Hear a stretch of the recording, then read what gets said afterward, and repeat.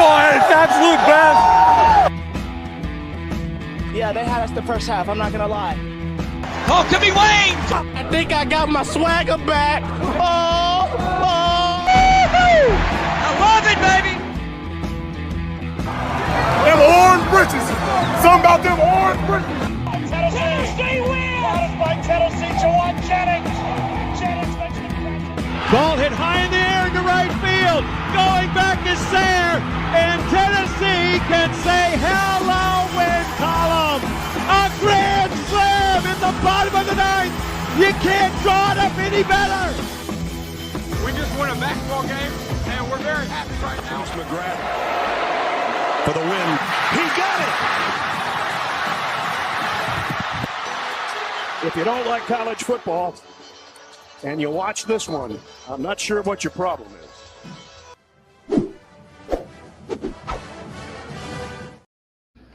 Reddit did to do and welcome into More Important Issues. It is Sunday, August 4th. Big weekend in sports. Especially if you're a Tennessee fan. Mainly being, yes, I know what everyone's thinking. I did upset number one UCLA on the road as Fresno State in my first, my official first online dynasty. Nice. Season. That was final. This is their senior night. I didn't want to spoil it, but sometimes you got to be the spoiler. So It is what it is, and that's probably the biggest thing that's happened to sports this weekend. So yeah, glad there was only like 10,000 people there, so that was helpful. No, they had it packed out, man. They were number one in the country. Oh, really? So the game is not always true. I think if they were number one in the country, I think it'd be there. Okay, maybe. Now, I played at UCLA in this game before, and they were, I don't know, like 6-2, and it was sold out. I was like, nah, wouldn't happen. Yeah. Wouldn't happen. But yeah, that's I think everybody was kind of hanging on to the edge of their seat to find out what happened in that game. So you're welcome for informing you. Really nothing else to talk about tonight. So we'll just kind of go drive by drive with that game. Yeah, sure. The Olympics. I know a lot of people don't like to watch it. It's one of my favorite events every year. Wait, people don't like to watch the Olympics? I just know a lot of people like say they do, but they don't really pay attention to it. Okay, I was about to say I don't think I've ever met a single person that says I don't. I've heard a lot of people lie about it, but I don't think I've ever met a single person that says I don't like watching the Olympics. Yeah, like not a lot of people keep up with it, especially like when it's on a different time zone. So all the like events are at weird times throughout the day. Right. Which this isn't a bad time zone, thankfully. Yeah, no. It's actually been kind of nice. When it's in Asia, it's tough. Yeah.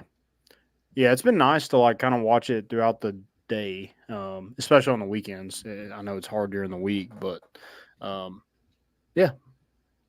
The USA 100 meter. The 100 meter sprint today was insane. Electric. The fact that they announced it wrong, I guess that they announced it at all, really, because you couldn't tell who won until they went to the photo finish. But yeah, I mean, I thought the guy won too, but I wasn't that confident in crowning him the champion before I knew what the results were. Right. Yeah. And now tomorrow, Noah Lyles will try to double up with a 200. Yep, that's what he wanted to do. So he got the hard one out of the way. Now let's see if he can finish it. Yeah, I mean, he's supposed to be better at the 200. He is like the king right, but 200. It's the Olympics. Barely won the 100. That's true. But I think he's set up where, I mean, every heat that he's in the 100, he comes out of the blocks like last. Yeah, no, he really struggles out of the blocks. It's kind of crazy. Yeah. In that documentary, the sprinter one, I think you told me you started it. I watched it. I was watching the second episode. Right. Second episode? The one where he won the 100 at Worlds. Okay. Or not Worlds, whatever it was before Worlds. Yeah. He's they talk about that a lot, like him coming out of the blocks, like that's going to be the difference in him winning or losing. And today, I guess it didn't matter that much. So yeah, it certainly didn't, because he did not get out of the blocks. I mean, I don't know how they rate it. If they're like, yeah, he got out of the blocks, fine. I mean, he was last, like the first 30 meters. Yeah, I thought he had lost it. Mm-hmm. and to get there was pretty spectacular. Yeah. You kind of wonder where he would score record-wise if he wasn't so bad out of the blocks. Oh, I know. It's insane. First American to win it since 2004. It's pretty crazy. Justin Gatlin, VFL. Did you get that one taken away from him? I don't know. Do we claim that, VFL? Yeah. Oh, for sure. Okay. I just didn't know if he got to claim the medal still. I don't remember that whole. I know he got suspended at some point in his career. I think it's kind of like the don't Reggie remember Bush when. thing. It's like, I mean, he won the Come and take it. Yeah. Yeah. I don't know if more Olympics come out throughout the show, but it has been a fun weekend. Track and field, I guess, watching. Like I enjoy watching other Olympic events, but track and field by far more than anything else. Oh yeah, there's nothing like it. I know a lot of people will say beach volleyball, swimming. I'm not really crazy. I like watching when Michael Phelps was swimming was more fun. Yeah, Beijing was a lot of fun. But I don't really care much for the swimming. Don't really care much for the gymnastics. I'm not trying to hate on Simone Biles. Some people do not like that if it sounds like you're hating on her. But yeah, track and field's where it is much more fun than I think than any other. Did you watch canoeing? I actually did a little bit. That's sick. It's pretty insane. Yeah. My wife watched it with me, and one of the heats, they drop 20 feet right down into the water, and she's like, "Oh my gosh!" And I was like, "Yeah, it's pretty crazy." I mean, that one is one of the more impressive ones in terms of sheer strength. Mm-hmm. The fact that you have to, on a course where the water's rushing you downwards, you have to paddle backwards at some point is stupid. Yeah. Honestly, I think it's dumb. Yeah. But yeah, I didn't watch much of it, but it was one of those things that was on the weekend. Was that last weekend it was on? And I just kind of watched it. Yeah. Not by choice. Well, I mean, yeah, it's fun. Olympics are fun. I'm not someone who cheers for other countries. Is there anyone that you're like, yeah, I really like them. I'll cheer for them. Not one. Okay. Yeah. Even when you had sprinters, I think Usain Bolt's a good example. Never wanted him to win against the United States. No. Ever. And you knew he was going to. Right. But you didn't want him to. I think the only people I cheer for is the guy with his hand in his pocket with no glasses and doing the shooting. No, didn't even root for him. He came in second, so congrats, loser, for cheering for him. Dang it. Yeah. Which I know a lot of people are happy about medaling, but no, gold or nothing. Gold or nothing. Did you see the soccer finish, the women's soccer finish? I did not know. They won in extra time against Japan yesterday. Ooh. See, that's another thing. Obviously, I'm a soccer fan. Was that in the semis? Yes. Semis? Quarters? Quarters? I want to say it was semifinals. Now I can't remember. I don't care much for Olympic soccer. I'll watch it if it's on. It's not appointment television for me. Yeah. I don't know. Doesn't feel the same. But yeah, women won. Men got trounced by Morocco, so that was fun. Cool. Sure. Perfect. All right, let's get into Tennessee. I don't know if you listened to what I said. I did. Okay. I just you it's. You don't have enough patriotic pride for me. I do. I just know when it comes to men's USA soccer, it's disappointing. Sure. Always. So. Always. I guess they put us out of our misery sooner, right? I would have been okay being miserable later, but yeah, I guess. I thought you just wanted gold. Yeah, but if I'm going to be miserable, why not be miserable with a silver medal? Okay. So you do like silver? No, but I'll cry into a silver medal over no medal. Okay, that's fair. Landon, I did say that. Other Landon. And I'm happy to explain it, but I know we don't want to get into that, so I won't. Unless you all want me to, then I will. So who's more patriotic? Oh, I am, because I've never said that. Whoa. Is patriotism cultism? You have to believe and do everything and think everything's the best to be patriotic? I don't know. Because that's news to me. You made the comment. I don't know. You made the comment that I wasn't patriotic enough for you. Yeah, you didn't care about an event at the Olympics. I didn't say that about the flag. That's not the same. I do care about it. We breezed on by it. You didn't have a comment. You came back with a comment. I'll give you that. It was over. It was over. We just moved on. We moved past it. Sure. And your wiener hat. It is a pencil. It's not a full-blown wiener, but it could look like. Yeah, I guess it does look like one. It doesn't up close. Okay. But from far away, I could see the wiener adjacent. Wienerish. We should make hot dog hats. We should. That would be awesome. Do that. All right, let's talk a little Tennessee. Obviously a big weekend for Tennessee as well as my team on NCAA, but I kind of thought about it. Is high school recruiting back a Saturday 3 p.m. commitment video? I feel like we haven't gotten one of those in a long time. Anything like that? Yeah, I like a good pick the hat, put it on, and that's it. It's done. In front of what we're going to assume was a full auditorium. Yeah. On a Saturday. It's like, we can't get enough of this place. We got to come back on a Saturday. But yeah, Tennessee lands the number 1 quarterback in the country, 5-star, in the class of 2026, Faison Brandon out of Greensboro High School, or Greensboro, North Carolina, Grimsley High School. Kind of around the same area that Hendon Hooker is from. I don't know if you know him. Another pretty decent Tennessee quarterback, and is now at the Detroit Lions. Yeah, it's insane that Tennessee's kind of on this heater with quarterback recruiting. And I know like it's a fun offense to play in. And I think that attracts those quarterbacks. Mm-hmm. And it makes me wonder, it's like with Jeremy Pruitt and like Butch Jones, it was like, why couldn't we just play a fun offense? We didn't even have to be that good. We could have just played in a fun offense and got decent, like good quarterbacks like this, and we would have been good. It seems like an easy recipe to me. And we just could not figure out how to do that.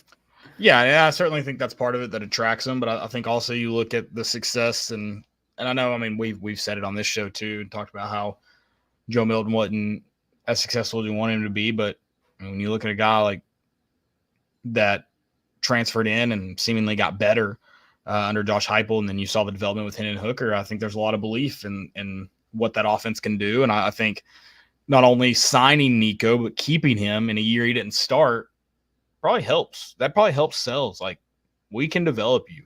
Will you be a day one starter? Maybe, but probably not. But you're also going to improve. And I mean, I think a lot of, I don't know, George McIntyre is probably a little bit easier. And I don't know Faison Brandon's whole story, but yeah, I don't know how it goes getting them to campus if this season doesn't go well. Especially when you look at Nico, but I mean, getting them early is huge, especially for a recruiting class you're trying to build, and you've gotten both of them really early. Yeah, 100%. It's huge to kind of start your class off like, hey, let's just go get the number 1 player in the country, and then we'll just build around that. Right. And I try to do that on NCAA. It doesn't work very well, but it never works. I definitely go after the number 1 player. You got to. I just recruit 5-stars until they all say no to me, and then I try to recruit 3-stars, and they're already have looked past me and end up signing a bunch of 1-stars. It's fun. There you go. Yeah, hometown kids. You know, they've always wanted to play for the hometown. Build that pipeline, baby. Exactly. But yeah, it's awesome to see. Like, you know, obviously that kind of started with Nico, and then Jake Merklinger, a 4-star. George McIntyre was a 5-star when he committed to Tennessee, so I'm going to keep him at a 5-star in my mind until he plays games where I think it's necessary that he moves down. I'm going to go with that. I think that's fair. And then 5-star Faison Brandon committing to Tennessee. I mean, I don't think you can do that a lot. And a lot of people in the comments about it, especially fans of other teams, are like, how do you keep all those people here? Like, those guys are just going to transfer. Okay. All right. Yeah. Somebody beat them out. Like, it's okay. That's going to happen. And I think, like, you get everybody here and figure it out, and the best player gets the job. And if somebody leaves because of it, oh, well, you got to, I mean, let's go to 2027 and find that number one quarterback and get him here. I mean, your hope is if the guys leave because they're not playing, that means someone's beat them out. Correct. Not just leaving for whatever reason. Yeah, it's not like the Justin Fields thing where he goes to Ohio State because – yeah, but that really screwed Georgia, right? I mean, they haven't been the same ever since. That's true. Which is okay. Like, I don't think – if a Georgia fan goes, I really wish we had kept Justin Fields, that's where our program went downhill, I think they should be executed. Yeah, they did. I mean, it's insane. I mean, obviously, sure, Justin Fields may have helped them, but win what? One more national title? Okay. Then does Stetson Bennett stay at Georgia if Justin Fields is there? Then you might not win any. He was the best QB you've had in 15 years. Mm-hmm. Probably longer than that, honestly. Yeah. Matthew Stafford, probably last Okay, one. fair one. That was about 15 years ago, right? Yeah, probably close, yeah. Yeah, it's one of those things that obviously you would like to keep your top players when they get to campus, but if you don't, you don't, and then you got to go recruit it. And that's the thing is you're trying to recruit everyone you have on campus already, whether that be the high schoolers that you hope to develop or transfer portal guys that think can make the team better. Mm-hmm. That's just the nature of the business. Well, it's crazy. Like, I mean, yeah, Tennessee's on this, hot streak of recruiting and doing well with these quarterbacks, but this is the first year that it's really like you will see it on the field. Yeah. Like, you haven't even seen like this, these 5 stars, these top quarterbacks that Tennessee's recruited until this year, and with Nico, and you hope that just continues to get better, with the talent. Like, you see these really good quarterbacks. Hey, I want to go play with that guy because I know what Tennessee can do with quarterbacks, what that offense can do. They win football games, and I want to go there and be a part of that. So I think this is a big year for Tennessee to continue to, sustain this success in recruiting, because like, hey, like, we started kind of 2023 was that first like big class for this staff. I think 2022 was a big one to kind of bridge it a little bit, but Right. 2023 was when you kind of put, all your eggs in that basket. Is like, this is what we're going for. This is what we're going to do in the future. And you see that, and if it's successful, I think that only helps you down the line with these recruiting classes. For sure. And I think,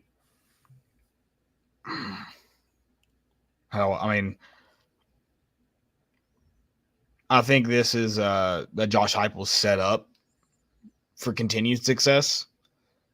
What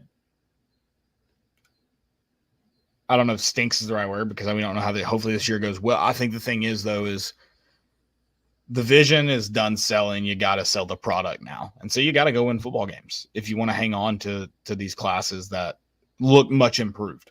Mm-hmm. This 2025 class is looking really, really exciting right now, but they're not on campus yet. They're not signed, and you're not going to get them here if you don't win football games. Yeah.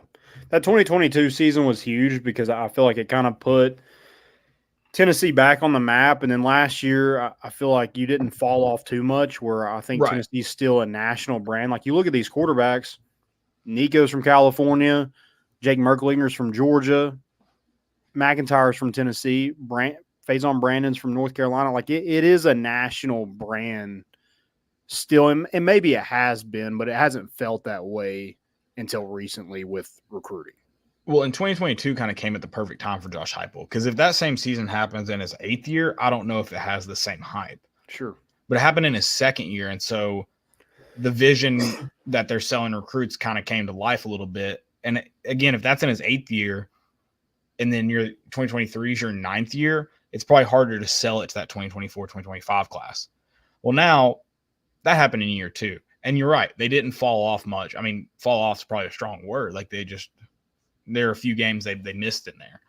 And so I think that just being the 3rd year, like I think you get a lot of help from that 2022 season still. Now it's time, like you said, you kind of have you have that full cycle. That's not the right word, but it's your recruit. Like all of it's yours now. You've had a chance to recruit them in full. You've got your guys that you wanted in here. And so now is really the time to start building consistency in your seasons and consistency in your classes. And I'd say 2024 was your probably first like real chance to do that. And that's, those are the guys, like you said, you're getting in. Now it's everybody's in here is yours pretty much. And so now it's time to start winning if you want to continue building something like a top 5 class that you may have right now. I mean, obviously you have it, but about when it all concludes. Yeah. And like, I mean, you're top 5, you're top 8, whatever you are. I mean, there's not a huge difference in it. But if you go out and land David Sanders, you don't land David Sanders if you just got a 3-star quarterback committed. You know? Sure. So I think that they've made it a priority with these quarterbacks to like, hey, let's go get the best guy, and like, because that's the most important, right? I mean, we've seen it when Tennessee's bad or was bad. It was because it was a bad quarterback play, right? Most of the time. Right. Now, Tyler Bray's season, that was just a South Sincere defense that just couldn't stop anything. But most of it has been because of quarterback play.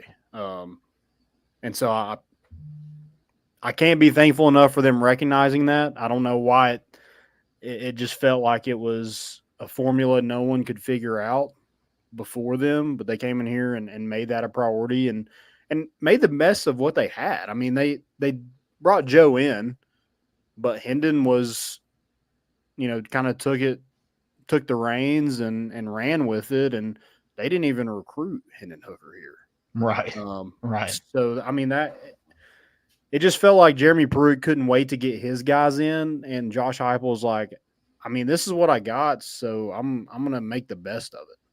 And now he's finally getting his guys in here, and I think that's just going to elevate the talent level. And you see, like, the James Pierce and Lance Hurd going at it at practice today. I mean, those are NFL players. Like, right. Tennessee actually looks like a legit SEC team, like the roster does top to bottom. Whereas, like, previously, there was some I mean, I know, like, people are going to bring up the Will Brooks, maybe starting in the secondary, but it's not like he's been in the system for a long time. It's not like we just kind of threw him out there. But we don't have like a 260 lineman, offensive lineman. Yeah. Inverted tight end. We don't have anything like that. So it just feels like Tennessee is in a different talent pool right now. And I think that's why you're seeing some success. For sure.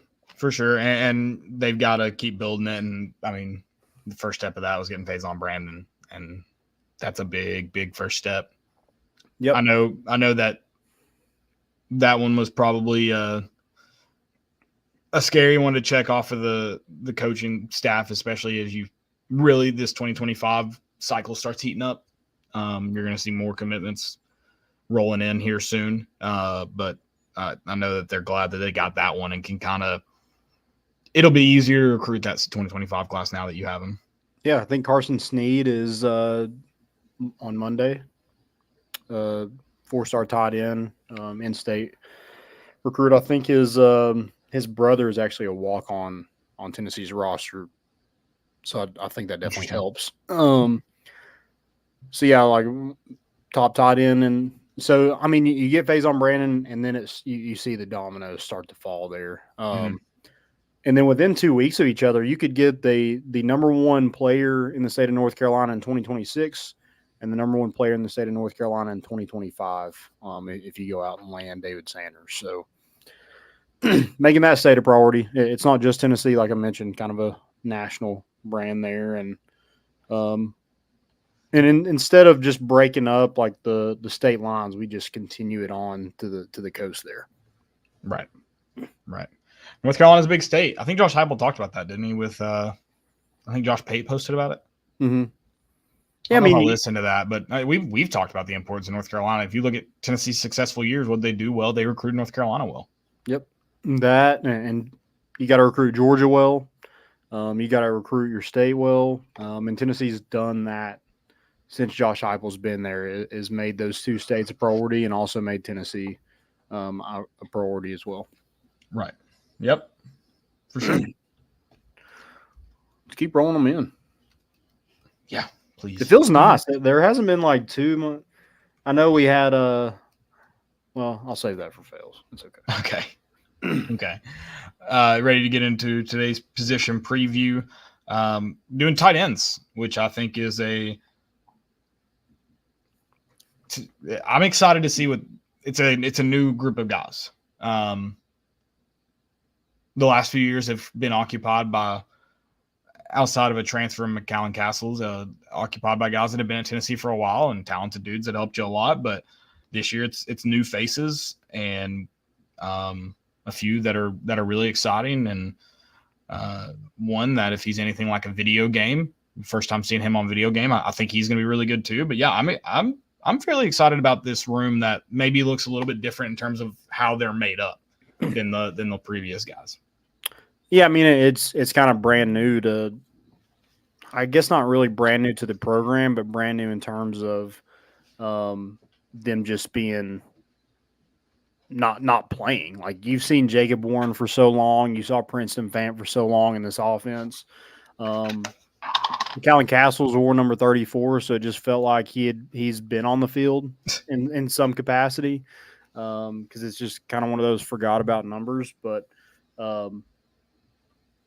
yeah, like they were successful last year. 9 touchdowns between them, I think close to 500 yards. Mm-hmm. I know, like when you're thinking about the tight ends, you think about Travis Kelce and guys like that. I just think there's not a lot besides a Brock Bowers that you're going to get like 500 to 600 yards as a tight end very often. You're set. Right. A lot of people, especially Tennessee, loves to run 2 tight end sets. They like to play both of them pretty equally. But I think it is a big deal for, you land Holden stays in the transfer portal. Miles Kitzelman was also in the transfer portal. But then you have a guy who's been here for 2 years in Ethan Davis, who kind of dealt with some injuries since he's been on campus, but looks to be healthy, looks to be bigger, and, was a huge threat when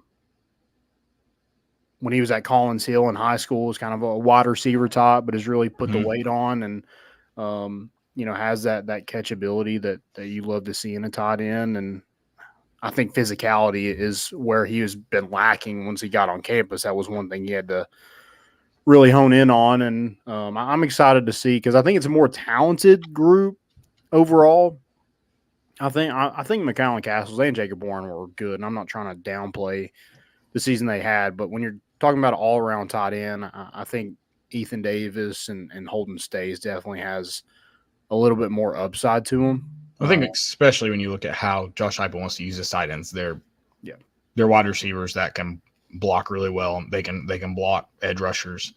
They can get to the second level fast and block really well. I think very talented group that left last year, but I think with what Josh Heupel's looking for, a more talented group here. Yeah, I agree. I was looking at Holden Stays. He had at Notre Dame last year, which, kind of a weird offense. I know it was a little different with Sam Hartman there, but 15 catches, 176 yards, 4 touchdowns. I mean, I think in this offense, It's going to get a lot of targets. yeah, I would agree. I was like, if that's all you're kind of used to, yeah, unless he has 25 drops, 30 drops on the year. Yeah, he's going to be seeing the ball a little bit more. I agree. Because Jacob Warren had 16 receptions last year, and then McAllen Castles had 22. So, I think if he has – I think that's a decent year for a tight end in this offense. I think if he has that this year, I can't wait to see what Ethan Davis has. Right. And I think that's another thing. How did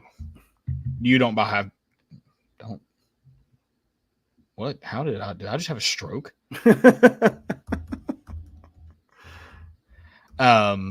You don't have the 2022 stats pulled up, do you, by chance? For Jacob Warren? Well, I'd be curious to see the tight end stats from that year. So I'm going to pull them up real quick. Jacob Warren had 12 catches for 163 yards. I can pull up Princeton Fant here in a second. That's what I'm curious, because I would think Princeton Fant would have had more targets. He probably did, but he also ran the ball some and threw it. So let's see what he had. He had 22 receptions, 241 yards. So around the same, exactly the same amount of catches that McAllen Castles had. I would have thought he would have had more targets. Wow. I thought he had more touchdowns, but I guess he did have. He had a passing he had 5 2 or 3 rushing. touchdowns. Okay, 5 rushing. Yeah. That's crazy. Yeah, I would have guessed he had closer to 30 receptions. So that's a little shocking, but he also only rushed the ball 6 times, by the way, because I accidentally clicked on rushing stats there. And 5 touchdowns. 5 touchdowns. That's insane. Yeah, who's taking that over this year at tight end? That's what we really need to preview.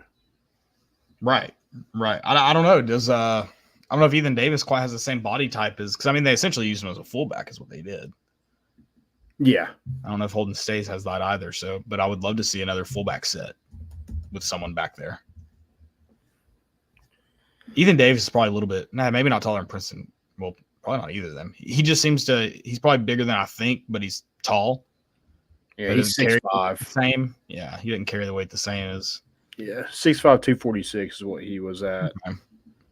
I'm trying to see what McAllen Castles was 6'5", 252, so they're around the same. Holden Stays is 6'4", 248, so they're all kind of the same length. Sounds like we needed more McAllen Castles fullback carries. That's what I'm saying. Yeah, especially in 34. How do you not? That's right. Kind of or at least put him down there and let him block a mic in the hole. Princeton Van was 6'2". He was quite a bit shorter than. Oh, he played big, man. He did, yeah. I would not have guessed. Maybe that's why he was so good at running back. He kind of hit a little bit more than a 6'5" guy. Right. What was it? Okay, Jacob Warren was 6'6", 250. I was going to say, I know Jacob Warren was huge, tall. Yeah. Okay.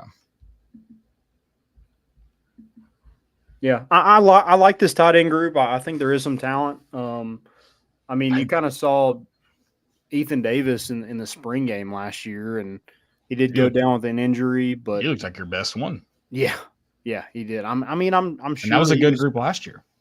Yeah, I'm sure he would get some playing time this year. I'm interested to see kind of what role Miles Kitselman has, because I've heard he's been impressive. But is there enough ball to go around for 3 tight ends? I don't know. Right, I don't know the answer to that. Doubtful. I'd say this because the other groups are so hyped, partially, but I'd say this is the most underrated group on the offensive side of the ball. I think there's a lot of talent. And they're not getting much talk. The one thing about Ethan Davis, he's wearing number 0, so there's no hiding like 34 with. I don't like that. McAllen Castles. You're right. Holden Stays wearing 19, stands out a little much. You have to be really good to wear number 0. Yeah, in my opinion. I don't think you should be allowed to as a tight end though, just because you want to hide those guys. Yeah. Yeah, like you want a linebacker to look at them and think, I can run with them downfield. Yeah. But now a linebacker's he's gonna pass them off. They're gonna know that's a mismatch if they try to do that. Yeah. Zachary does make a good point. He said Castle was big, just didn't get enough targets. I kind of agree with that, and I think a lot of it wasn't bad quarterback play, but I feel like Joe didn't always take what the defense gave him. Whereas, like you saw, and Nico's got to do it consistently because he's done it one game, but anything in that Iowa game, he took exactly what the defense gave him. That's why he had 3 rushing touchdowns. So yeah, I do think with a quarterback that has that tendency, I mean, a tight end is their best friend. So I got to think that tight ends are getting more targets with Nico at the helm. At least I think so. Probably more than last year, probably so, but I guess it's to be determined. Because a lot of that Josh Heupel offense is so fast, you kind of know where the ball's going before it gets snapped. A lot of times. You brought up a good point of our tight ends are wide receivers that can block really well. I think I know the perfect way now to make sure we get 4 wide receivers in at one time. We put Brew McCoy at tight end. Okay. And just have him block. I'm cool with that. I think he would be cool with that. I agree. Although he does wear 5 now, and that throws me off. True. Yeah. If he won 15, I would 100% agree. Maybe we put like a big thing of tape like right next to the 5. He looks thinner now in 5. The pictures I've seen from camp, and I don't like that. I want to see a big, scary Brew McCoy, the dog. I agree. I do. Ethan Davis, like I understand not wanting 86. I do. I don't know if 0. 0 wasn't the answer. It was overcorrection. It was an overcorrection. Yeah. I just think you got to know what your job is, what your role is. Mm-hmm. You're a lunch pail blue collar guy.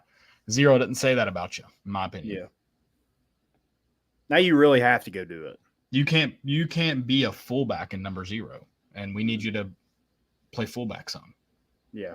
Bring the fullback back. Make football great again. Maybe it's Miles Kitzelman. He's the fullback. Maybe. I think he's the only option.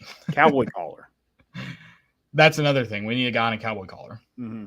Who wore one a few years ago for like 1 game? Was it Spraggins? Yeah. Those things really must I've never seen anyone wear one for a full season since I've played football. Yeah. They must actually be really uncomfortable. They probably are. They probably are. But yeah, in all seriousness, I am excited for this group. I think it can definitely be helpful for a young quarterback in Nico, kind of like we were mentioning. And I think you got some talent with Ethan Davis, and I'm interested to see kind of what Holden Stays looks like. Didn't get a lot of targets at Notre Dame.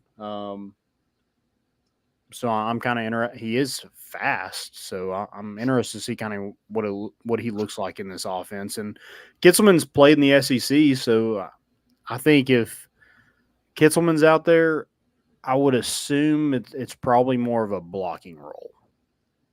Fair. So that's what they want the defense to think. Yeah, and then hit him on a seam. Yep.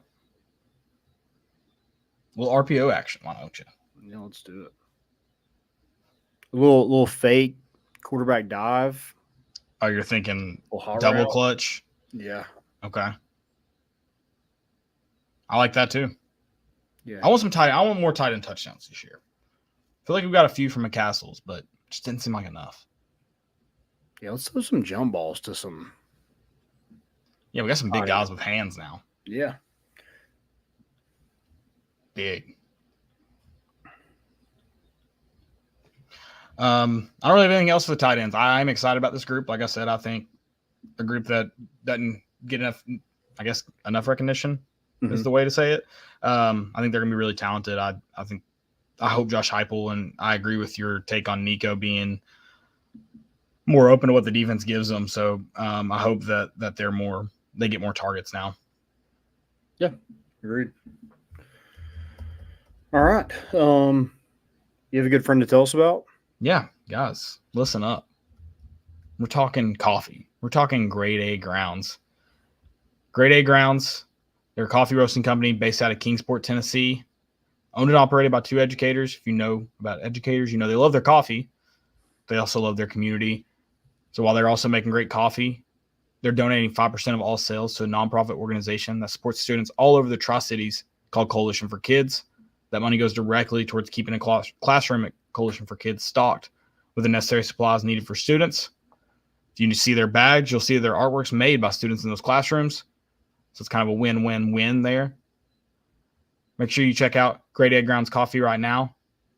Make sure you get their gold medal blend before it's all gone in September. It's great. It's supporting Special Olympics of Greater Knoxville. So it's our community as well. If you're listening in Knoxville, if you're listening in Tri-Cities, it's always your community. Gold medal blend's excellent. We're excited for that Special Olympics golf tournament. Make sure you go sign up. Sidebar. And then also Volsicle's about to release. So make sure you have the alerts on Great Egg Grounds Twitter right now. Waiting for that Volsicle release. That means we're just getting closer to football season when it does finally drop. Shout out to greategggrounds.com. Make sure you go try their gold medal blend today.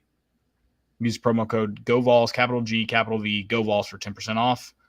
Shout out to Great Egg Grounds. Do it. Dude, I played pickleball today. Hurting?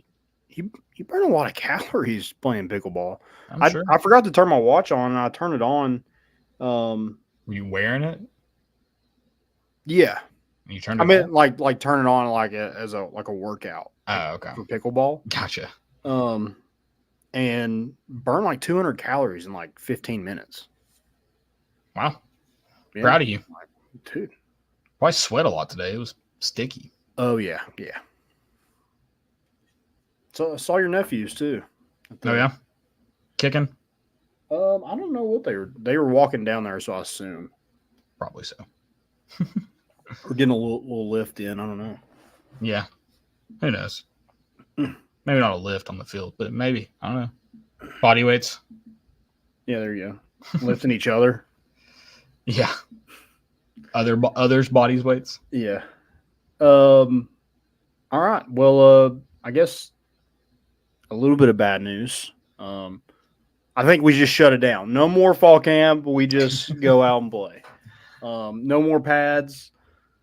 Bubble wrap for everybody. Yeah, Tennessee does lose a potential starter in defensive back Jordan Thomas. Was a favorite to start at that star position against Chattanooga. And it's kind of been his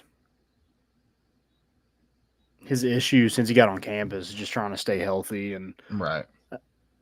Non-contact knee injury ends his junior season.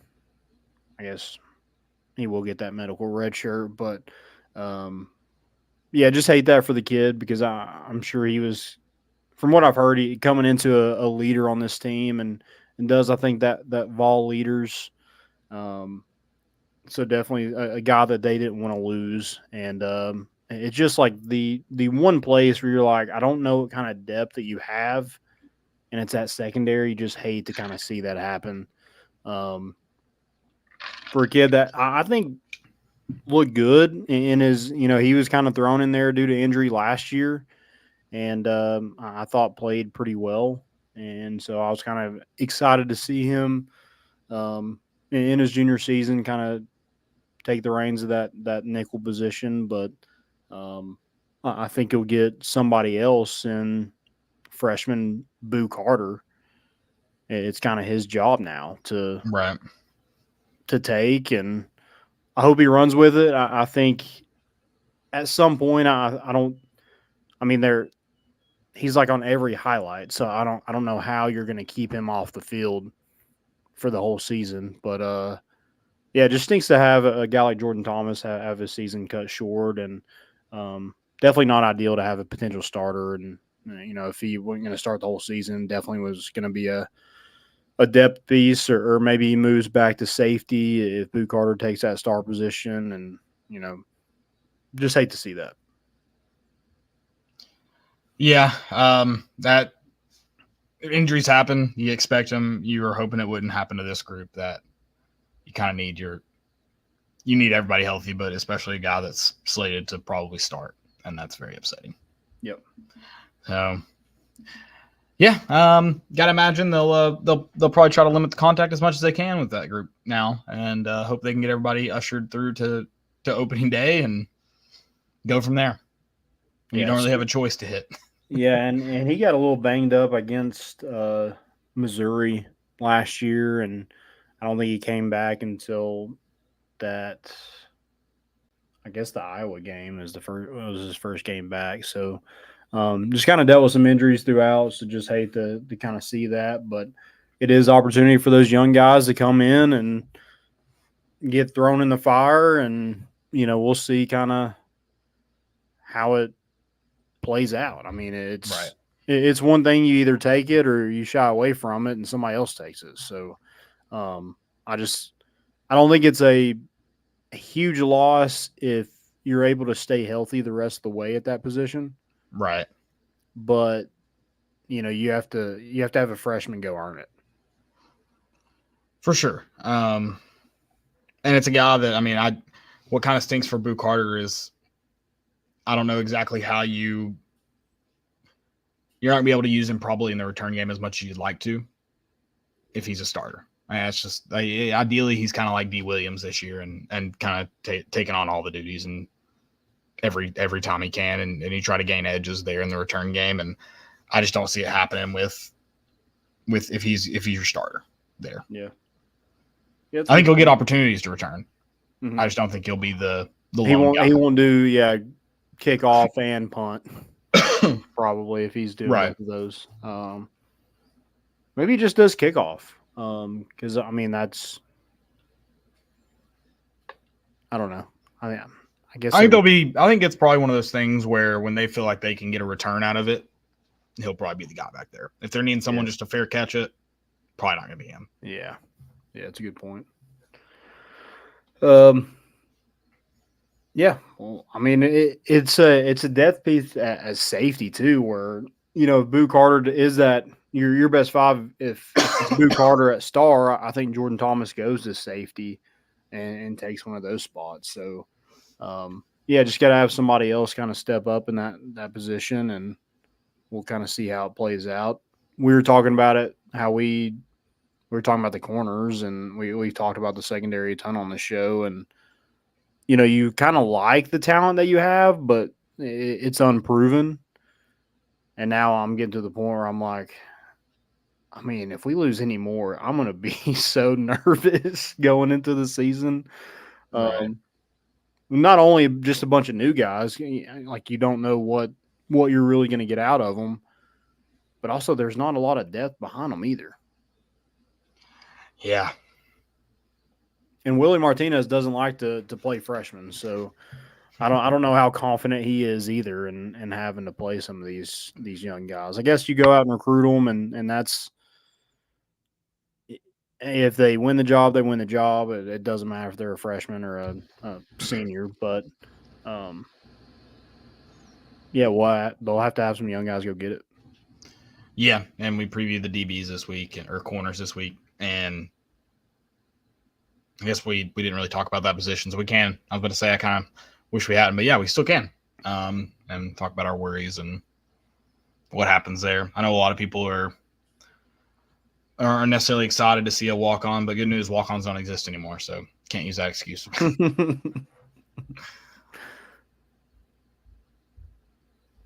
Yeah, I would be pretty pissed if I was like starting in the SEC and I was still considered a walk-on. That would.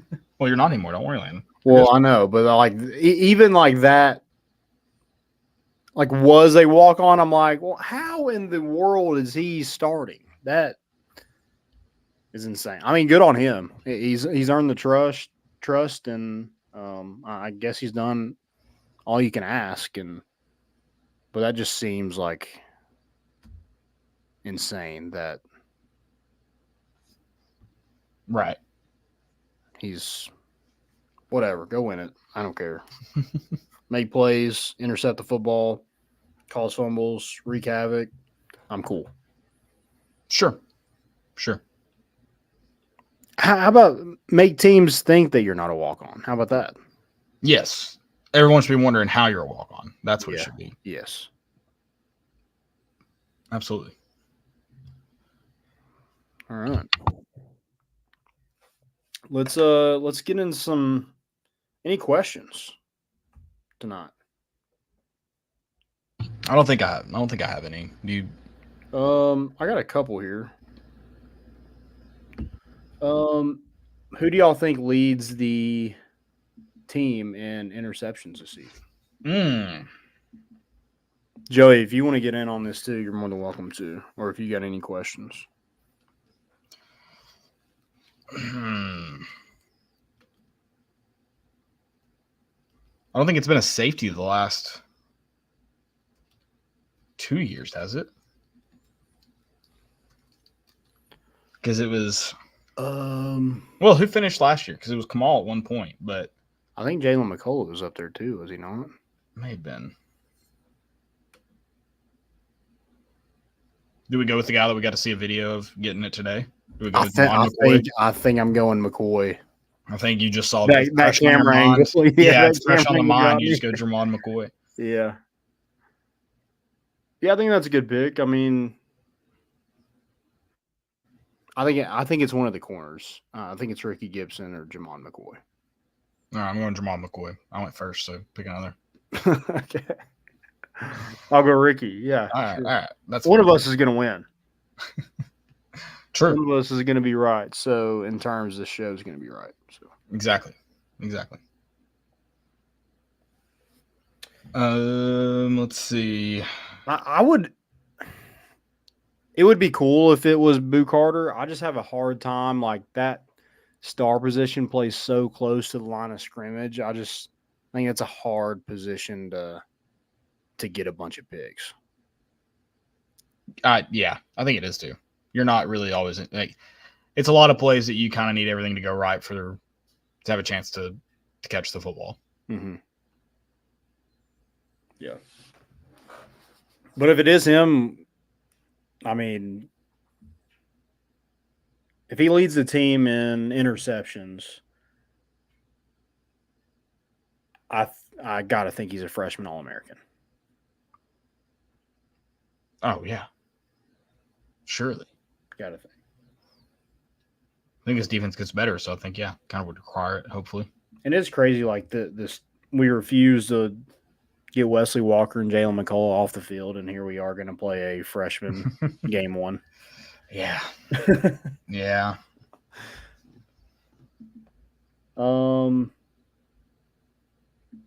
Another question.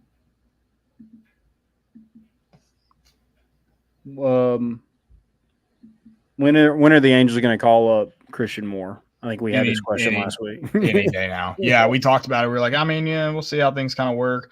I think the only reason he started in single A is they were like, hey, just go earn stripes, go. We'll get you out of there. Once you show us you deserve it. And they're like, oh, well, this weekend turns out you deserve it. We're bringing you to the Trash Pandas, brother. Yeah, I mean, why even fly him out to LA? You had to bring him back to. Yeah, I guess they just did that just since they had this signing ceremony deal, and they were like, you might as well suit up while you're here. Yeah, go play a couple games. While we get your apartment ready in Alabama. Yeah. Christian's like, dang it, I hate this state. Well, and then meanwhile, while he's doing all that, they've got Ben Joyce sitting at 105 for him. Yeah. It's unreal. I mean, like, if I'm the Angels, I don't know kind of what you do in that situation. Teams handle it differently, but, I mean, you're 20 games below 500. A guy has 9 hits in 4 professional games. Like, you've lost your best player for the year. Let's just make it happen. Why are we waiting? Right. I mean, I think you'll see him in the big leagues before the end of the year at this rate. Yeah. How do you not? Yeah. They get him to Double A after 2 games in Single A, and then he homers in his first game, and I think he had 3 hits, I think, and he had another hit tonight. I don't think that game's over, so he's in his 4th game, has 9 hits. I mean, it's unreal what he's doing. And just 20 days after he got his name called. Right. on draft night, and was it like a month ago he won a national championship, and a couple weeks before that he won an SEC championship. I mean, the guy's just a winner. So I mean, Angels, you're losing time and turn around that season. I don't know if you're completely eliminated from the playoffs yet, but the longer you wait, I mean, that's on you.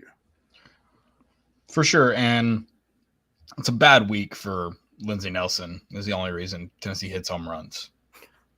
It's bad. It's a bad week for that.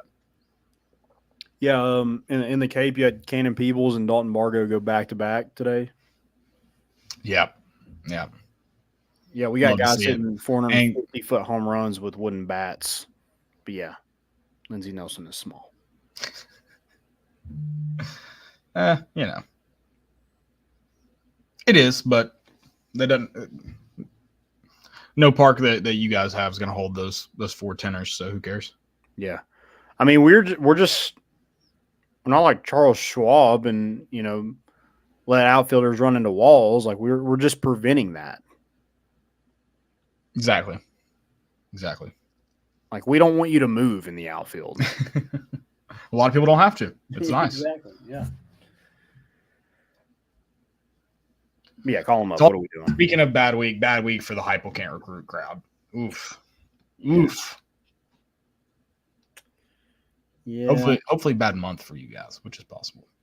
Joey Halsley, did you see that picture that George McIntyre? I did. Joey Halsley is taking on the SEC football coach route, though, man. That dude's put on some weight since taking the OC job, hasn't he? He still looks good, though. No, he's not like fat, but he's thicker than he was, for sure. Yeah. Yeah, maybe they got him in that weight program. Whatever they're doing over there, keep doing it.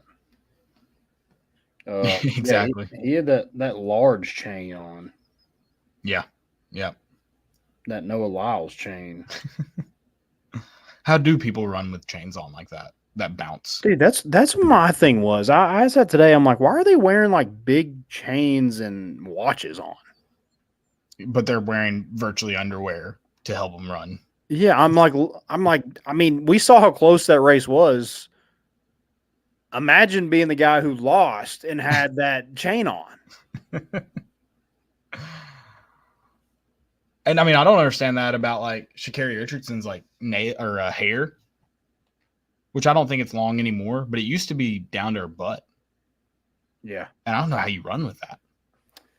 Yeah, there was another girl. It might have been a U.S. And her like hair is like way over the starting line, like when she's lining up. And I'm like, does that count? Like, are we counting that or no? Well, now if you start too fast, you can get DQ'd. So I'm shocked it doesn't. Yeah. You know that rule? If you start too fast? So if you start within a certain amount of like tenths of a second after the gun, you're DQ'd because they've deemed that you're timing it. You're essentially timing it. The human body can't react within a certain amount of time from the start gun. That's dumb. The rule it should be if you don't start before the gun, what's the point of the gun? That's true. Yeah, I think it's dumb. What Olympic sport would you do? If you could do any of them, I guess like let's take out like track, like just any Olympic sport. Summer or in total? In total. It doesn't have to be summer. Curling.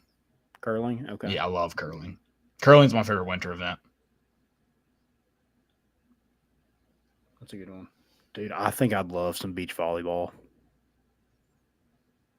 Yeah, beach volleyball is a lot of fun, for sure. Although, with two people, seems like it's a lot more work than it should be. Yeah, I think we can like close. Can we get up to like a little bit? Yeah, at least three. Can we add another body in there to make it seem smaller? Yeah. Jeff says gun shooting. I like that.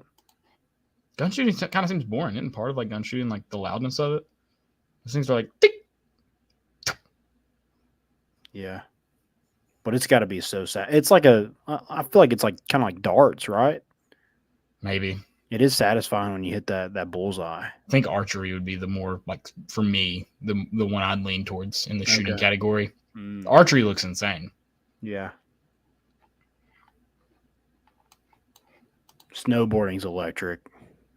The half pipe. Or downhill skiing. Like the race. What about the ramps? Yeah, the jumps. Are cool too. Yeah. You mentioned just like this. Yeah. No sticks. You're all in. I think they don't really do anything except jump on those. Like, that's it. You just jump. There's no tricks involved. Yeah, hopefully the wind's good enough. Yeah, I guess. Yeah, you're just gonna lean into it. Diving would be cool if I wasn't scared of heights. Just the small splashes, they just like. I can't remember what country it was during an Olympic qualifier that was just so bad at it. It was awesome. It was incredible. They just weren't diving at all. Correct. I mean, it was like they halfway dove and then they're like cannonball. Just jumped off the diving board. Yep. We made it, guys. They were doing gainers. Honestly, that was us when we went to the DECA trip. We had to take that test. Yep. It was like, guys, we're just here to have a good time. That's it. That's it. Yep. Cody Haywood said, "Do you think Nico is a Heisman candidate?" I don't know, man. I mean, he'll have an opportunity to be one, I guess. Playing in SEC. Yeah, quarterback in the SEC. Yeah. I think a lot of things have to go right. You have to win games. Obviously, is a big one. Even though it didn't matter when God, who came in second to a guy that. God, why am I blanking on his name? Who came in second a long time ago to a guy that went 5-7 for Tennessee? Wait, what? Johnny. Oh, Johnny Majors? Yeah, Johnny Majors. Yeah. Did he lose? Was it Notre Dame quarterback, I think? Okay. What was his name? Gosh. Yes. They didn't even have a winning record. Didn't he won the Heisman? Yeah. I would like to not mention something, and I would mention it if this wasn't Ross Kivett's first week back and we loved him. And I'm not going to mention it. Michigan stuff, them cheating, their current coach cheat. I'm not going to mention it. Not going to mention the many level 1 and level 2 violations by their current coach and former. Not going to talk about that. Not going to talk about Connor Stallions being on the sideline of another team a night before a game. Not going to talk about that. I just won't do it. I appreciate Ross too much. Yeah. What about Kentucky? Can we talk about them? Sure. Yeah, we can talk about them. Okay. I need to read up on that a little bit more. So was that before NIL? Because how are they getting punished for that? I'm confused by all that. So it's from 2021. So not before NIL, right? So why were they giving people fake jobs during the NIL era? I have no clue. But I was like, we beat them in 2021. Who cares? Kind of rocks. Yeah. If they had one, that wouldn't have counted. Yeah, still. They cheated and still lost. So a bunch of losers. I was really hoping we'd get that 2020 game back. Actually, I don't even want that game back. Nah, don't care. Yeah. Don't care. Even if they did cheat it, we still don't deserve to win that game. Yep. Agreed. I'm going to be honest. I haven't read much about the Michigan one either, like the final ruling. Mm-hmm. I read a little bit, but not a whole lot. Jeff Harrison that said it was Paul Hornung. He went 2-8. Yes. That's it. That's so dumb.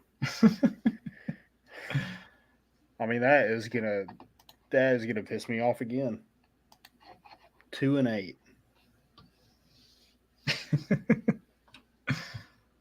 I think he did have better stats, but he was on a 2-8 football team. Yeah. This is dumb. In an era that he should have, if you're that good, you should have won all your games. Exactly. Ugh.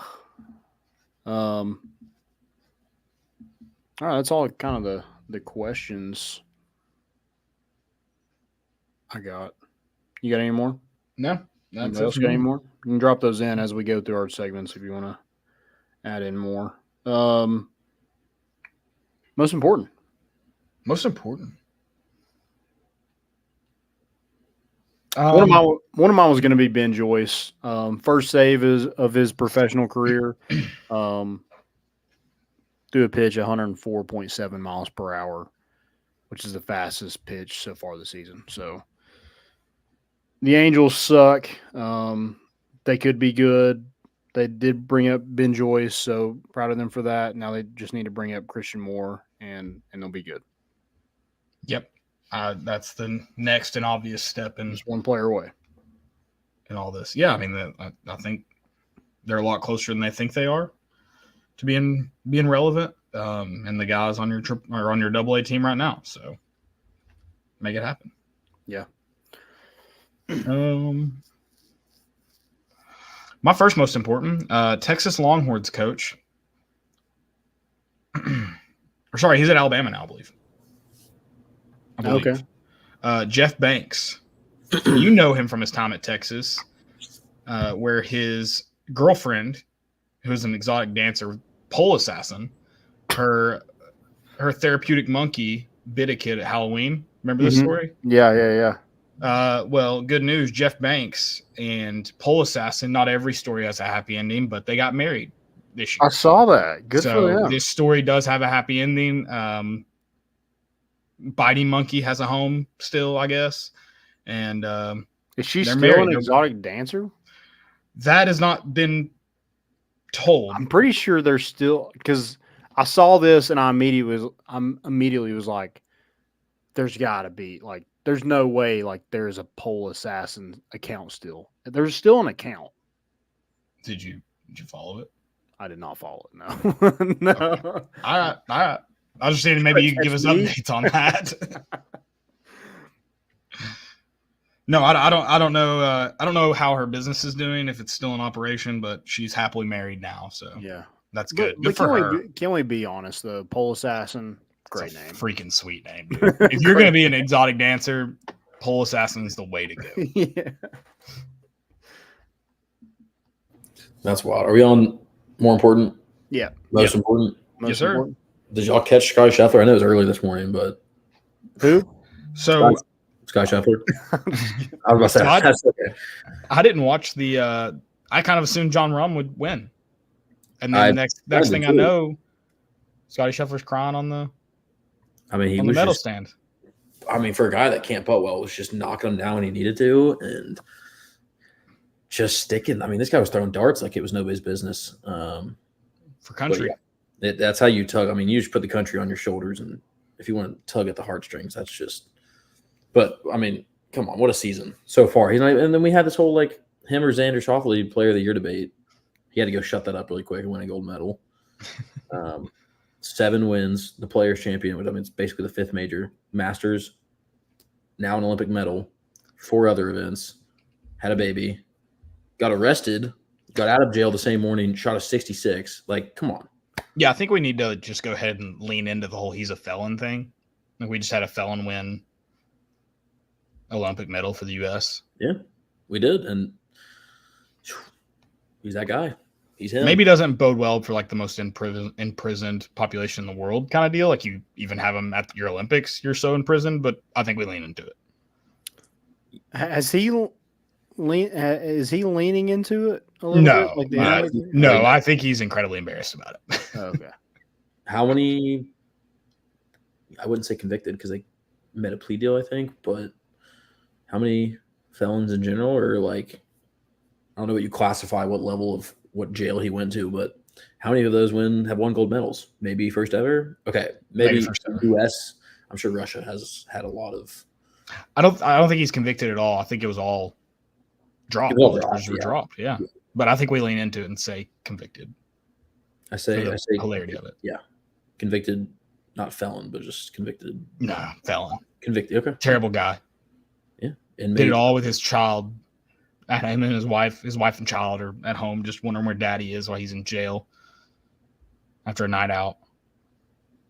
It kind of sucks for his kid because his kid, like, just, I mean, come on. Your dad's the GOAT. Not actually, but, I mean, I don't know. Could be. He could be. Never know. I mean, he's going to have to do this for another 20 years, but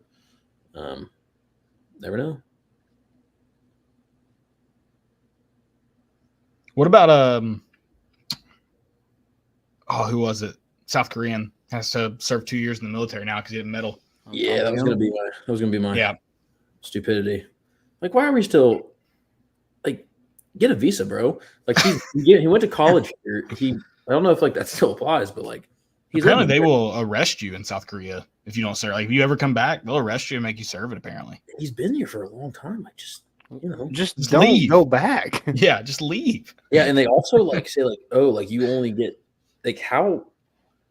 They're like, oh yeah, he can still do something in the Asian games, I think, and like somehow get out of it if he waits till the very end. But I don't understand how you can't like, oh, he plays top 5, on the world stage. I mean, this guy, he's tearing it up on the PGA Tour. I mean, he's playing well. He was just in a playoff with Scotty Scheffler a couple of weeks ago. Like, you can't like be like, hey, come on. What if he dies?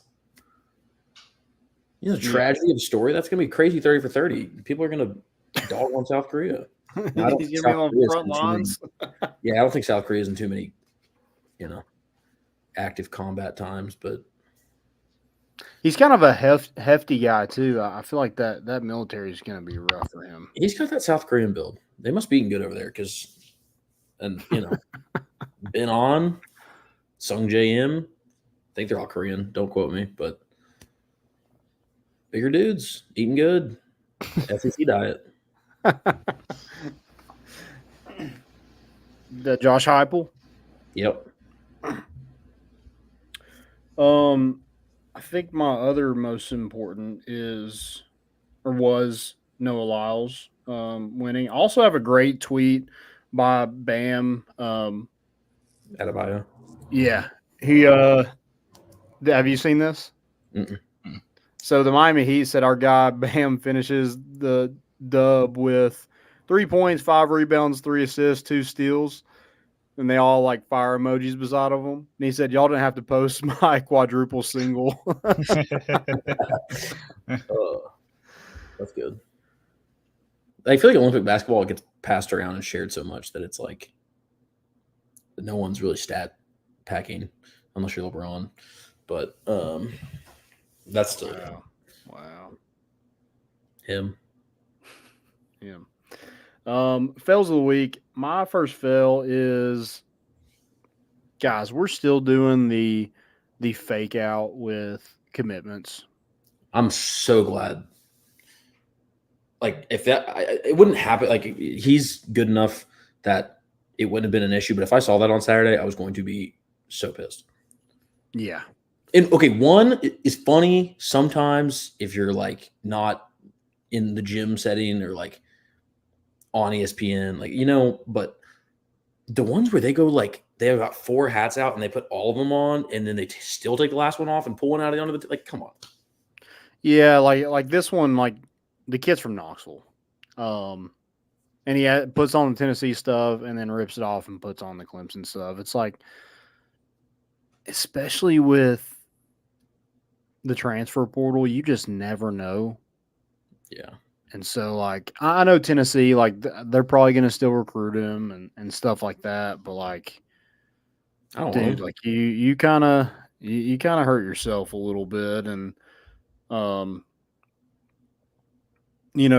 obviously playing at Webb, this is Shavar Young, and he's a 2026 recruit. So, still got plenty of time left in the recruiting process. And if he goes and takes visits, Clemson's probably going to cut him because Dabo hates when kids commit and then they take other visits elsewhere. So I don't know, maybe he shuts it down and ends up at Clemson, but I just think it's just felt like, and it was in his kitchen.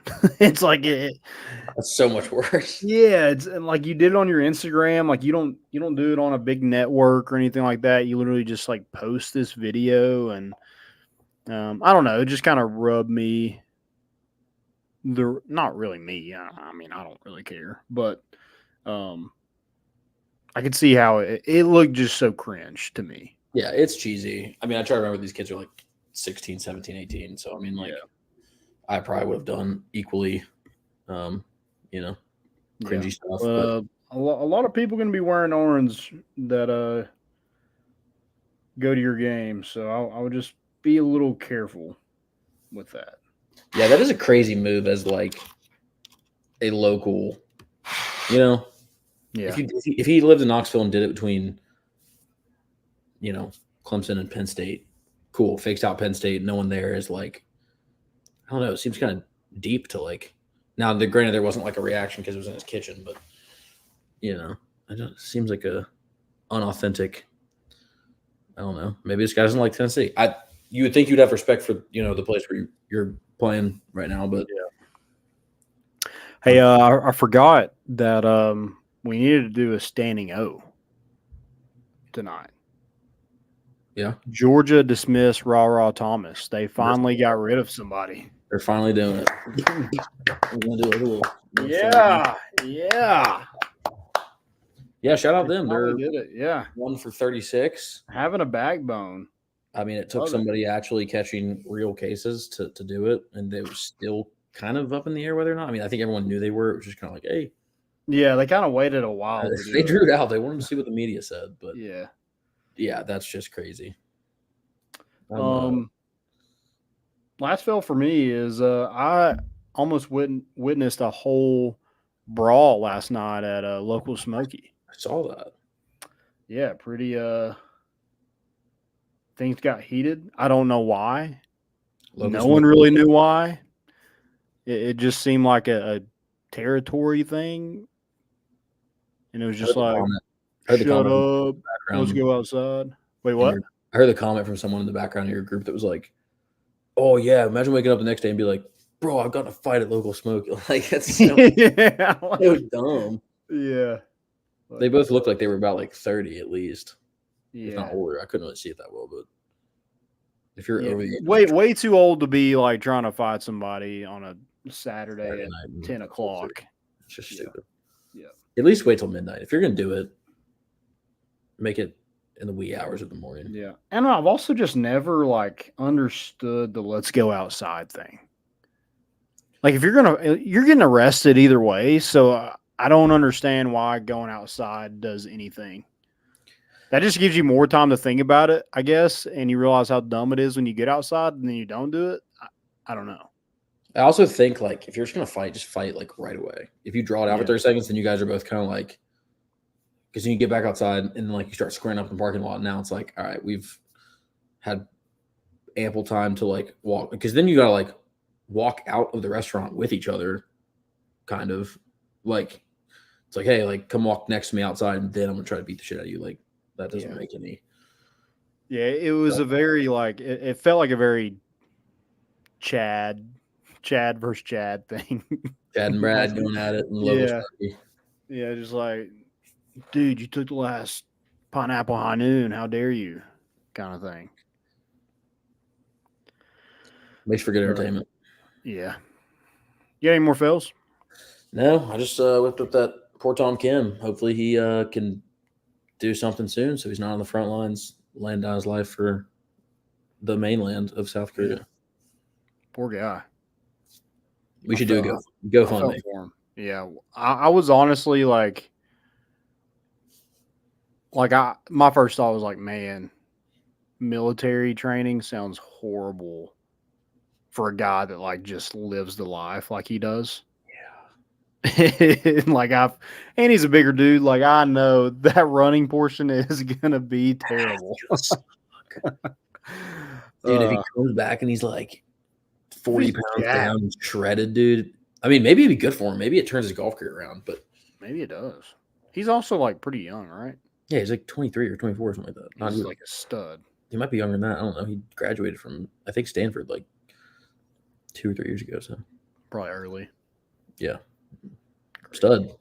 Yeah. Shout out. I think one athlete should have to do it.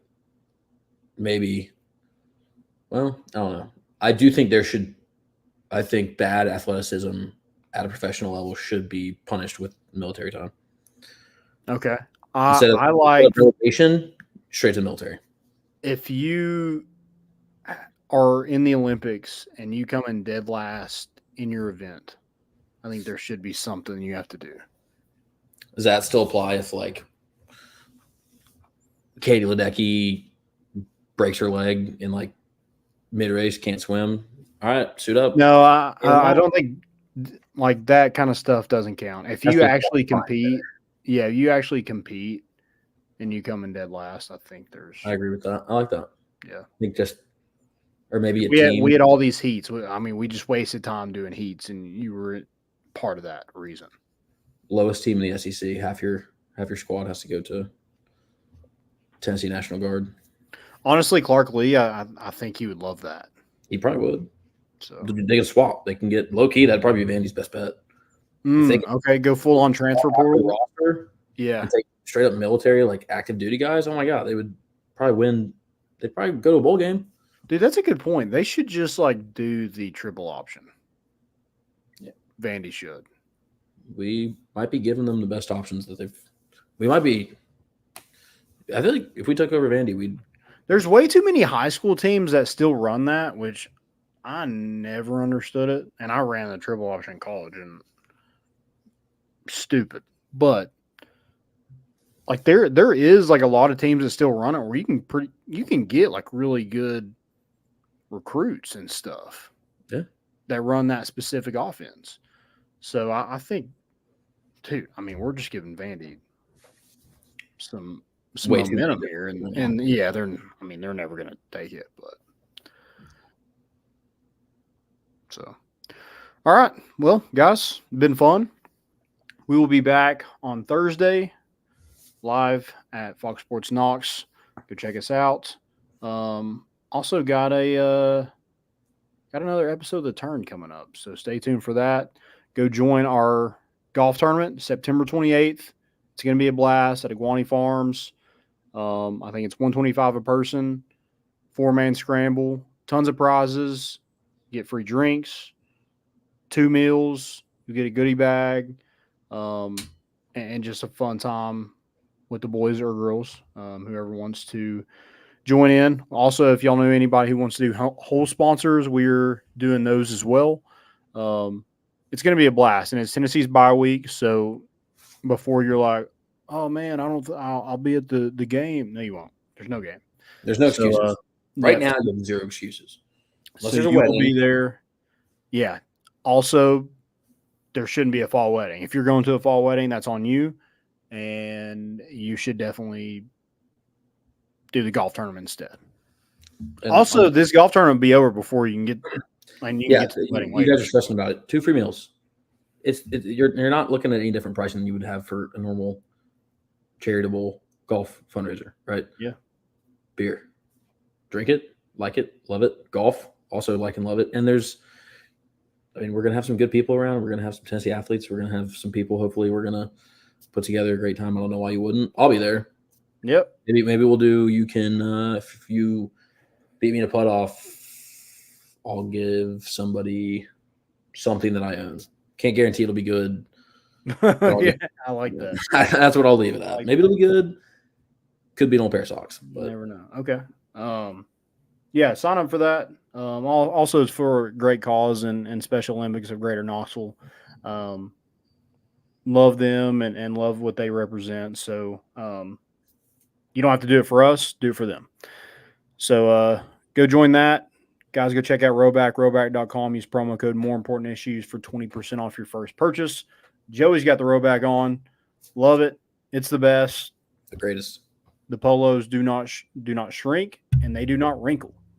They literally, I could crumple it, put it in the corner of my closet, run it through the dryer 6 times before, and it's not going to be wrinkled, and it's not going to be shrinked. Yep. Shrank. Whatever. Yeah, go check them out. Again, use promo code More Important Issues for 20% off your first purchase. Have a great week, and we're bringing the boat in, and we out.